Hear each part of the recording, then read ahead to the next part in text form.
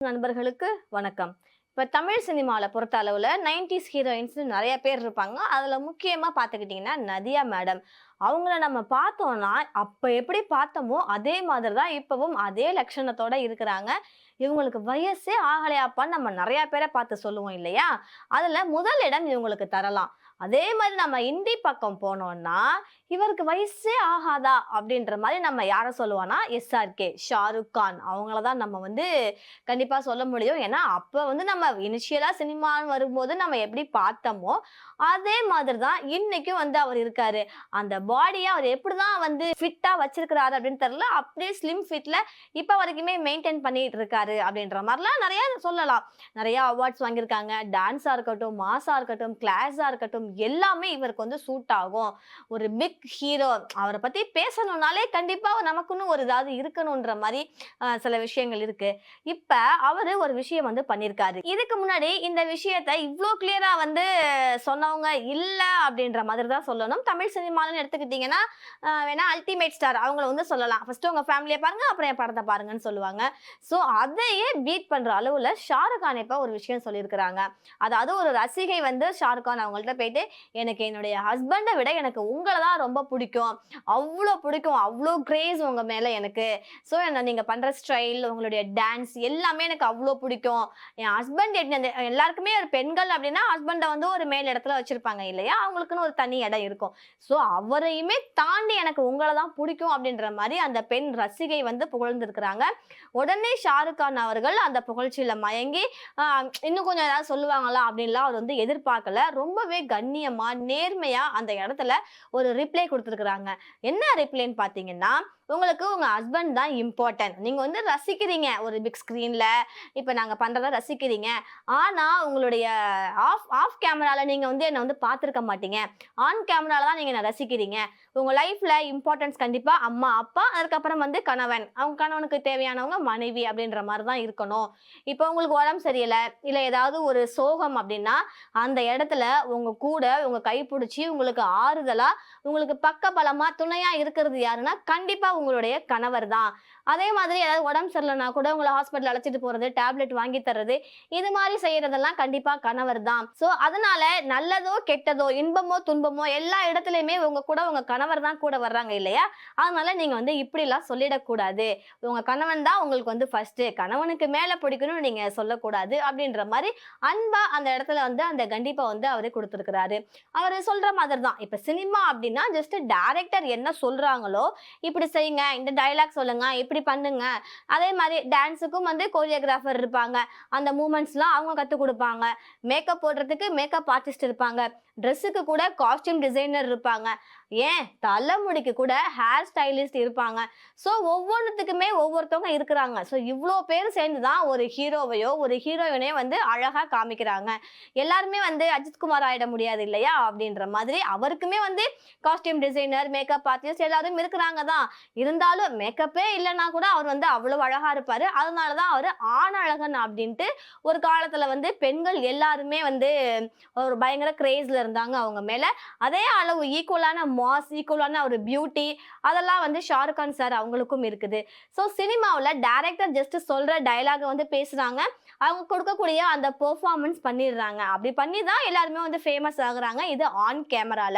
Of கேமரால அவங்கலாம் எப்படி இருப்பாங்கன்னு கண்டிப்பா நமக்கு தெரியாது. ஸோ அவங்க வந்து ஆக்ஷன் பண்ணிட்டு ஜஸ்ட் போயிடுறாங்க. இந்த ரெக்கார்டிங், டப்பிங் இல்லாம வந்து அந்த ஆக்ஷன் அதெல்லாம் பார்த்தோம்னா கண்டிப்பா யாருக்குமே பிடிக்காது. ஸோ இதுக்கு பின்னால எடிட்டிங் அப்படின்ற ஒரு பெரிய ப்ராசஸ் இருக்கு. ஸோ அதுல வந்து அவங்க கிராபிக்ஸா இருக்கட்டும், இல்ல அனிமேஷன் மேக்ஸிமம் யூஸ் பண்ண மாட்டாங்க. இருந்தாலும் சில இடத்துல பண்ணுவாங்க. ஸோ இந்த எடிட்டிங்ல அந்த விஎஃப்எக்ஸ் சவுண்ட் அதெல்லாம் வச்சு மாஸா எடிட் பண்றாங்க இல்லையா? ஸோ அந்த பேக்ரவுண்ட் மியூசிக் வச்சு எடிட் பண்ணி குடுக்கறதுனால தான் அந்த இடத்துல ஒவ்வொருத்தருமே வந்து அழகா தெரியுறாங்க. ஒரு மாஸ், ஒரு கிளாஸ்லாம் வந்து எடிட்டர் கையில தான் இருக்கு அப்படின்னே வந்து சொல்லலாம். ஜஸ்ட் ஹீரோ வந்து ஆக்ட் பண்ணிட்டு போயிடுறாங்க. நெறைய பேர் வந்து சொல்லலாம். இப்ப அருண் விஜய் சார் அவங்கலாம் கூட எடுத்துக்கலாம். அவங்கலாம் பயங்கரமா ஜிம்முக்கு போய் மேக்ஸிமம் டூப் போடாம நெறைய ஷூட்டிங் ஸ்பாட்லாம் அவங்களுக்கு அடியெல்லாம் பட்டிருக்குது. அதே மாதிரி தான் அஜித் குமார் சாரையும் நம்ம எடுத்துக்கிட்டோம்னா, டூப் மேக்ஸிமம் போட மாட்டாங்க. அந்த பைக் ஸ்டண்ட் அந்த மாரி இதெல்லாம் அ அவங்களே வந்து பண்ணிடுவாங்க. மங்காத்தாலலாம் நம்ம வந்து ரியலாவே பார்த்துருக்கோம் அந்த வீலிங் அதெல்லாம். ஸோ என்ன அவர பத்தியே சொல்றேன்னு நீங்க வந்து நினைக்க வேண்டாம். ஸோ ஷாருக் கான் சார் சொன்னது வந்து இதுவாக தான் இருக்குது. ஸோ சினிமாவில் டைரக்டர் சொல்கிறத ஹீரோ ஹீரோயின்ஸ் அங்கே இருக்கக்கூடிய சைடு ஆக்டர்ஸ்லாம் பண்ணுறாங்க. அதுக்கு பின்னால் டைரக்டர்ஸ் தான் இருக்காங்க. இப்படி பெர்ஃபார்ம் பண்ணுங்க, இப்படி சைடில் பாருங்க அப்படின்னு கேமரா ஆங்கிள் ரெண்டாவது. ஸோ கேமராமேன் அந்த அளவுக்கு இந்த ஆங்கிளில் வச்சு பார்த்தா நல்லா இருக்குறீங்க. ஸோ லைட்டிங்ஸ்லாம் வச்சு அவங்க ஆங்கிள் எடுத்து அந்த ஃப்ரேம் செட் பண்ணி கொடுக்குறாங்க. ஃபைனலாக எடிட்டிங்க்கு போகும்போது அவங்க பேக்ரவுண்ட் வாய்ஸ் மேட்ச் பண்ணி டப்பிங் விஎஃப்எக்ஸ் எல்லாம் வச்சு எடிட் பண்ணி ஒரு மாசா அந்த சீனை வந்து நமக்கு தியேட்டரில் கொடுக்குறாங்க. அதை நம்ம வந்து பார்த்துட்டு இது எல்லாமே வந்து ஹீரோவை தான் சேரும் அப்படின்ற மாதிரி நான் வந்து இவங்க ஃபேனு, நான் வந்து இவங்க ஃபேனு அப்படின்ட்டு ஜஸ்ட் அவங்க டான்ஸ் ஆடுறாங்க, அவங்க வந்து டைலாக் பேசுகிறாங்க, அவங்க மாசா இருக்கிறாங்க அப்படின்றத வச்சு நிறைய ஃபேன்ஸ் இருக்கிறாங்க. ஸோ நீங்கள் ஃபேன்ஸாக இருங்க. தியேட்டரில் அந்த 3 hours நீங்கள் மூவி பார்க்குறீங்க இல்லையா, ஸோ அந்த டைம் மட்டும் நீங்கள் வந்து ஃபேன்ஸாக இருங்க. ஜஸ்ட் அதை விட்டு வெளியில் வந்தோன்னா சில பேருக்கு சில திரைப்படங்கள்லாம் தாக்கத்தை வந்து ஏற்படுத்தும். நிறையா பேர்லாம் வந்து சொல்லியிருக்கிறாங்க, இந்த படம் பார்த்துட்டு என்னால் தியேட்டர்லேருந்து வெளியில் எந்திரிச்சு வரவே முடியலை, என்னால் அந்த அப்படியே நான் உட்காந்துருந்தேன், ஜஸ்ட் அது எனக்குள்ளே ஏதோ ஒரு பண்ணுச்சு அப்படின்ற மாதிரி சொல்லுவாங்க. ஸோ இதுதான் வந்து ஒரு உண்மையான டைரக்டருடைய வெற்றி அப்படின்னே வந்து சொல்லலாம். நிறையா படங்கள் இப்போ வாழை படங்கள் கூட பார்த்தீங்கன்னா அந்த மாதிரி தான் நிறைய பேர் சொல்லியிருந்தாங்க. சின்ன வயசுல நானும் இது மாதிரி தான் கஷ்டப்பட்டிருக்கேன், அதனால என்னால் டக்குன்னு அந்த இடத்துலேருந்து அந்த தியேட்டர் சீட்லேருந்து என்னால் எந்திரிச்சு வரவே முடியலை, என்னுடைய கடந்த கால நினைவுகளுக்கு போயிட்டேன், பெரிய தாக்கத்தை ஏற்படுத்துச்சுன்னு தான் சொன்னாங்க. ஸோ இது மாதிரி ஒரு டைரக்டருக்கு சேர வேண்டிய புகழ் தான் வந்து இதெல்லாம். ஒரு ஹீரோ வந்து டான்ஸ் பண்ணுறாங்க, மாசா ஆக்ஷன் பண்ணுறாங்க, பஞ்ச் டைலாக் பேசுகிறாங்க, அவங்க சிரிச்சா அழகா இருக்கு, முறைச்சா அழகா இருக்கு, அடிச்சா அழகா இருக்கு, இப்படிலாம் சொல்லி ஃபேன்ஸ் இருக்கிறாங்க இல்லையா. ஸோ இந்த ஃபேன்ஸ் எல்லாருமே ஃபஸ்ட்டு உங்களுடைய ஃபேமிலியை பாருங்க. உங்கள் ஃபேமிலி மெம்பர்ஸ், அதாவது உங்கள் கணவன், உங்கள் குழந்தைகள், உங்கள் அப்பா அம்மா, இவங்கள பாருங்க. இவங்க தான் வந்து உங்களுக்கு முக்கியம். இவங்கள தவிர கண்டிப்பாக வேற யாருமே உங்களுக்கு முக்கியமாக இருக்க மாட்டாங்க. முக்கியமாக சினிமாவில் வரக்கூடியவங்க, அதாவது தியேட்டரில் ஸ்க்ரீனில் பிக் ஸ்க்ரீனில் வரக்கூடியவங்க கண்டிப்பாக ஒரு முக்கியமான பர்சனாக இருக்க முடியாது. ஏன்னா அவங்க ஜஸ்ட் டைரக்டர் சொல்கிறத கேட்டுட்டு நடிச்சுட்டு அதுக்கான பேமெண்ட் வாங்கிட்டு அவங்க அந்த இடத்துலேருந்து போயிடுறாங்க. அவங்களுக்கு வந்து புகழும் வருது, காசுக்கு காசும் வருது. ஸோ அந்த காசை வச்சு நிறைய அவங்க வந்து பிஸ்னஸ்லாம் பண்ணி அவங்க டெவலப் ஆயிடுறாங்கன்னு வச்சுக்கோங்களேன். ஆனால் ஹீரோயின்ஸ் ஏழை மக்களுக்கு வந்து ஹெல்ப் பண்ணுறாங்க தான். திரை மறைவில் ஆஃப் கேமராவில் நிறைய பேர் செய்கிறாங்க, நிறைய பேர் ஆன் கேமராவில் செய்கிறாங்க. ஸோ இதைத்தான் ஷாருக் கான் சார் வந்து அவ்வளவு தெளிவாக அந்த பெண் ரசிகர்கிட்ட சொன்னாங்க. ஆனால் இதுவே நம்ம இந்த 2025 டைம் எடுத்துங்களேன், விஜய் சார் அவர்கள் வந்து பிரச்சாரத்துக்காக போனாங்க. தமிழக வெற்றி கழகம்னு ஒரு கட்சியை ஆரம்பித்து நிறையா மாநாடு இதெல்லாம் நடத்துனாங்க. ஸோ அப்படி போகும்போது அங்கே இருக்க பெண்கள் எல்லாருமே வந்து பயங்கரமாக வந்து கிரேஸ் ஆனாங்க.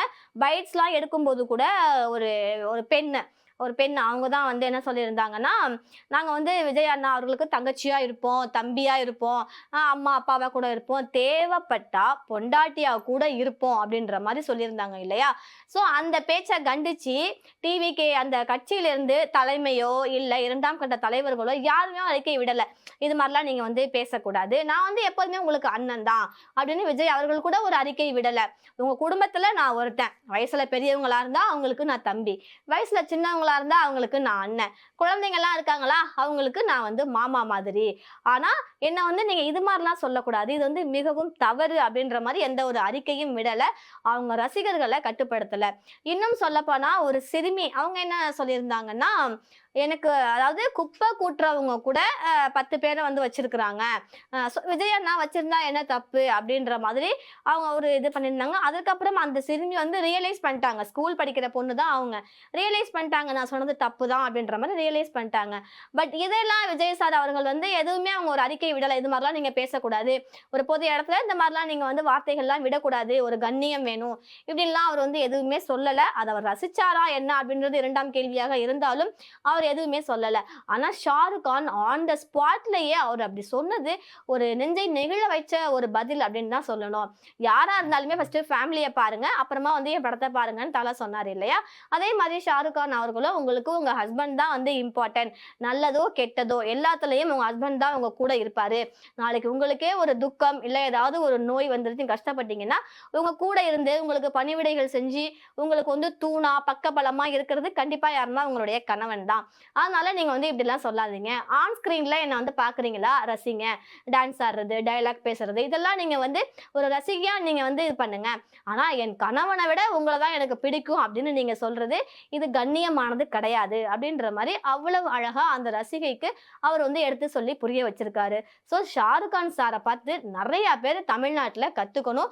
அதுவும் அந்த ஃபர்ஸ்ட் சிட்டிசன் சொல்லக்கூடிய முதலமைச்சர் கண்டிப்பா கத்துக்கணும் அப்படின்ற மாதிரி நெட்டிசன் எல்லாருமே வந்து கமெண்ட் பண்ணிட்டு இருக்கிறாங்க. ஸோ ஷாருக் கான் அவங்களுடைய இந்த செயலுக்கு எல்லாருமே ஹார்ட் விட்டுட்டு வந்துகிட்டு இருக்கிறாங்க. ரொம்பவே அழகா கண்ணியமா நேர்மையா இந்த பதில வந்து அவர் சொல்லியிருக்காரு, அந்த ரசிகைக்கு புரிய வச்சிருக்காரு அப்படின்ற மாதிரி. ஸோ இதே மாதிரி சினிமா செய்திகள் தெரிஞ்சுக்க எங்களுடைய பேஜை ஃபாலோ பண்ணிக்கோங்க. ஷாருக் கான் அவங்களுடைய இந்த செயல் எப்படிப்பட்டது அப்படின்னு நீங்க நினைக்கிறீங்க அப்படின்றத எங்களுக்கு கமெண்ட் செக்ஷன்ல மறக்காம சொல்லிடுங்க.